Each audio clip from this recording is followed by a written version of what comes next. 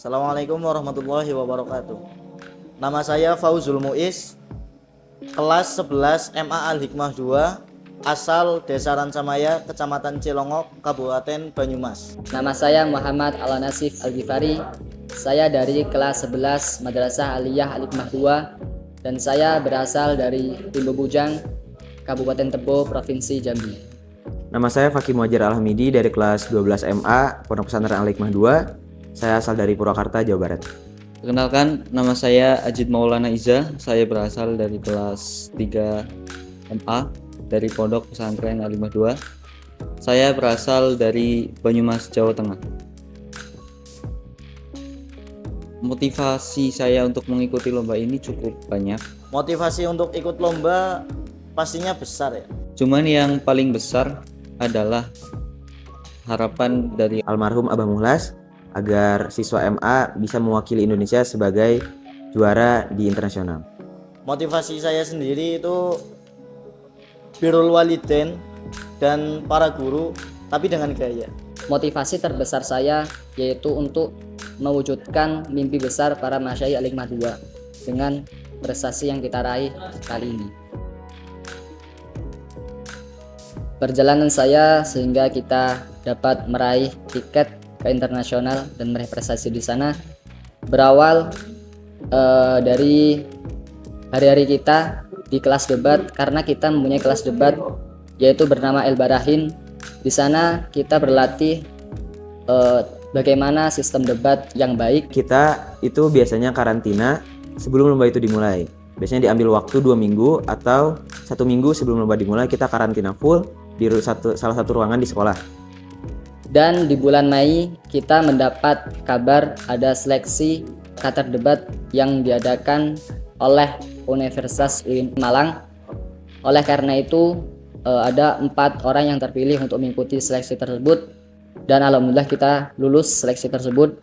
Jadi tahap lomba ini terdiri dari 3 tahapan. Yang pertama ada tahap nasional, karena setiap negara itu yang bisa mewakili negara cuma satu kelompok. Makanya di Indonesia ini ada yang menyelenggarakan seleksi yang diselenggarakan oleh UIN Malang. Jadi orang-orang debat, anak-anak mahasiswa di Better UIN Malang itu diutus oleh Qatar untuk membuka seleksi debat untuk pergi ke Qatar untuk ikut lomba internasional di Qatar itu. Dan setelah dibuka ada seleksi berkas dulu. Jadi setiap sekolah yang ingin mengikuti ajang seleksi itu disuruh untuk mengumpulkan berkas dan disetorkan ke Qatar Debate. Dan akhirnya setelah selesai pengumpulan berkas, akhirnya ada 5 sekolah yang diberikan oleh Qatar Debate ke UIN Malang untuk diseleksi, yaitu MA Al-Hikmah 2 sendiri, Muhammadiyah Boarding School Yogyakarta, Madrasah Amanatul Ummah, Gontor 2, sama Nurul Jadid Python Probolinggo. Dan setelah selesai, akhirnya 5 sekolah ini dipertemukan untuk memperebutkan satu juara untuk bisa mewakili Indonesia. Dan alhamdulillahnya, singkat cerita, kita bisa memenangkan pertandingan ini. Karena ada 4 sekolah, berarti kita ada 4 babak ketemu masing-masing sekolah, sampai akhirnya final kita ketemu sama Nurul Jadid, dan sama Nurul Jadid alhamdulillah kita menang. Jadi 5 babak kita menang semua alhamdulillah, sampai akhirnya kita diterima untuk mewakili Indonesia ke Qatar. Tapi ternyata nggak sampai situ, kita dikabari bahwasanya ada tahap seperti penyisihan online. Jadi yang diterima ada 40 negara. Nah, di penyisihan online ini ada 5 babak juga. Kita kalah 2 kali. Yang pertama sama India, yang kedua sama Irak, kita kalah. Tapi 3 pertandingan sisanya kita menang. Jadi ini semakin meyakinkan kita untuk dan semakin meyakinkan kita untuk pergi ke Qatar untuk mengikuti lomba ini. pengalaman berharga saya dari perjalanan ini, mungkin yang pertama pasti saya bisa membawa nama Al-Hikmah 2 dan nama Indonesia tentunya. Dan juga dari sini saya belajar betapa pentingnya kita berbahasa. Jadi jika di kelas kita selalu diajarkan bahwa bahasa Arab dan Inggris itu sangat penting, inilah itulah. Dan di sini saya merasakan secara langsung bagaimana pentingnya bahasa itu untuk kita pelajari. Kita dapat mengetahui bagaimana cara berdebat dengan baik dari negara-negara yang telah kita ketahui di sana. Yang terpenting kedua yaitu tentang relasi yang telah kita dapatkan di ajang perlombaan ini. Karena ajang perlombaan ini itu diikuti oleh yang pertama 40 negara, terus diambil menjadi 16 negara. Dari situ kita dapat meraih relasi, meraih pelajaran dari 16 negara tersebut. Jadi pengalaman berharga menurut saya adalah bertemunya kita dengan orang Indonesia di luar negeri gitu. Karena tanpa disangka-sangka, ternyata ketika orang Indonesia ketemu orang Indonesia lagi, itu saling bantu. Kayak misalnya kita ditraktirin, atau kita juga ketemu Pak Dubes di Qatar dan berbincang bareng-bareng, dan ketemu juga banyak yang alumni-alumni pondok pesantren di seluruh Indonesia di Qatar itu. Ada juga yang di sana. Itu yang paling berkesan menurut saya, karena Indonesia untuk zaman sekarang itu sudah memasuki kancah internasional.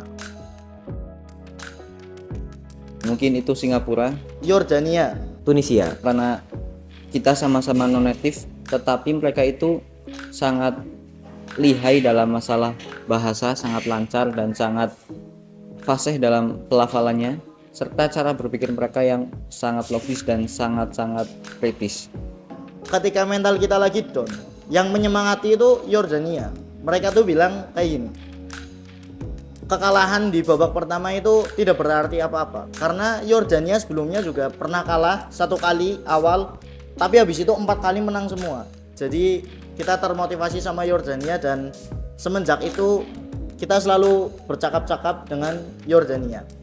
Ternyata orang Yordania ini ramah banget, dan kita itu diajak ngobrol terus, terutama Ustadz Sutanto dan pembimbing dari Yordanianya. Kita dikasih tahu bagaimana cara debat lebih baik, kita dikasih koreksi, dikasih motivasi terus menerus.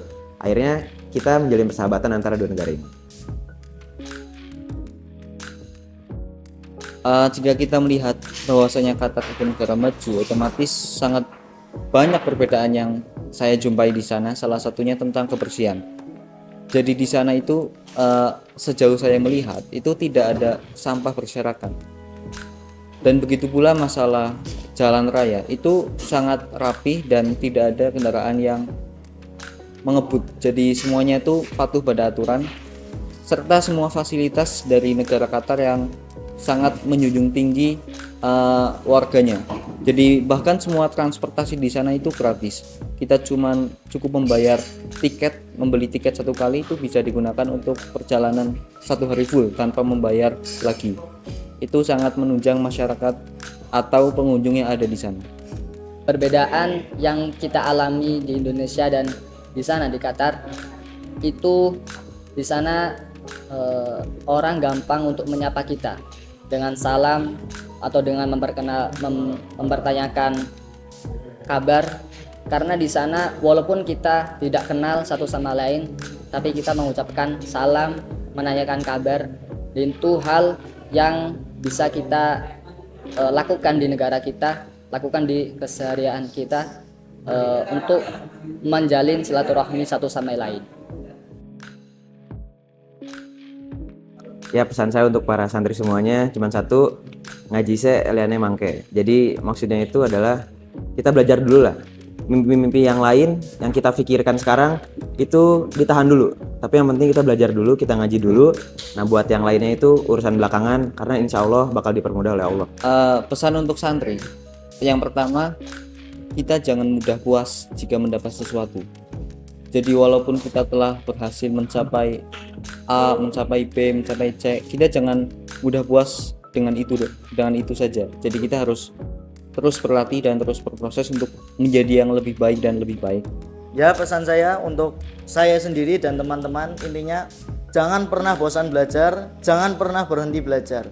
Ingat, kita punya orang tua dan guru yang harus kita angkat derajatnya, yang harus kita muliakan. entah itu dengan prestasi kita, entah itu dengan keilmuan kita. Intinya jangan pernah berhenti belajar. Pesan untuk seluruh penonton, khususnya para santri, sejarah berkata bahwasanya negara kita Indonesia merdeka tidak lepas dari santri. Oleh karena itu, kemajuan negara ini tidak juga lepas dengan santri. Oleh karena itu, kita harus bersemangat untuk memajukan negara kita, karena ketika kita mau berproses dengan baik, hasil akan tidak mengkhianati apa yang kita proseskan. Ya, saya mengucapkan terima kasih kepada seluruh pengasuh Pondok Pesantren Al-Hikmah 2 karena telah mendoakan, Mendukung kita sepenuh mungkin. Begitu juga teman-teman yang selalu mensupport dan mendoakan kami. Dan kepada pembina kita yang membimbing kita dari nol sampai titik sekarang, yaitu Ustadz Sutanto LC. juga para alumni, ada Mas Teguh, Mas Umam, dan Mbak Suci, dan semuanya juga yang telah membantu kita sampai ke titik ini. Kami ucapkan besar-besar terima kasih, karena tanpa support dan dukungan kalian, kami tidak mungkin sampai di titik ini sekarang.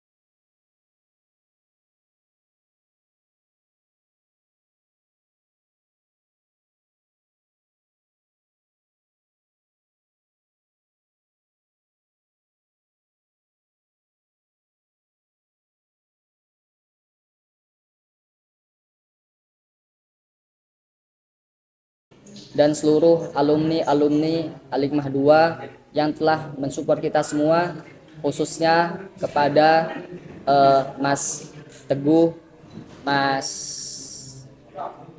siapa ya? Lupa. Khususnya ke semua alumni yang telah mengajari kita berdebat dengan baik, dan seluruh teman-teman santri yang telah mendoakan dan support kita sehingga kita dapat mempunyai hasil di titik kali ini.